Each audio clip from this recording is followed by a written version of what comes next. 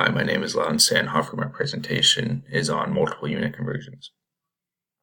So to start off with, we just have a table of some customary to metric conversions for length, weight, and mass, and capacity or volume.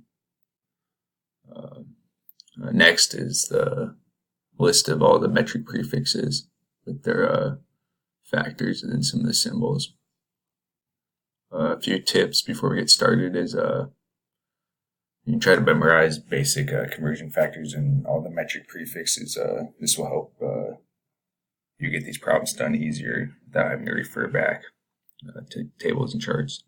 Secondly is you don't want to round your answer to sig fig until you've got your answer in the final units. So do all your calculations first and then round to sig fig. And then when you're doing the ratio conversions, it works better if you split it up like the top and bottom, and you'll see that in one of our examples here. So example 1 is two-step conversions for weight.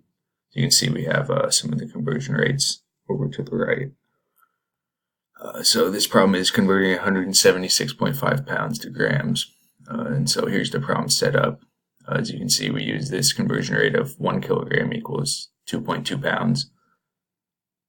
And then we use the prefix of gram to kilogram to know that there's 1,000 grams per kilogram. So then we get 80,227.27 grams. And then we want to round to sig fig, so it is 80,230. Example number 2 is conversions for length. You can see we have the conversion rates again on the side, and this one is to convert 12.8 meters to inches. So you can see first we use the factor that there's 3.28 feet in every meter to get our answer in feet, and then use the conversion rate of 12 inches per foot to get the answer of 503.808 inches. And then rounding to sig fig, 3 figures, that's 504. Example number 3 is the two-step conversion for volume. The question is, convert 20 fluid ounces to liters. This is the problem set up. You can see again we use the rate of milliliters to fluid ounces, and then we use liters and milliliters, which is the prefix of the metric system, and we get 0.529 liters, which sig fig of 1 is 0.6. Example number 4 is ratio. So this question is, a sprinter ran a 100-meter race in 20 seconds. What is his velocity in miles per hour?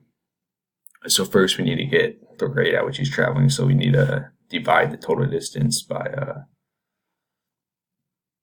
how long it took him to travel that.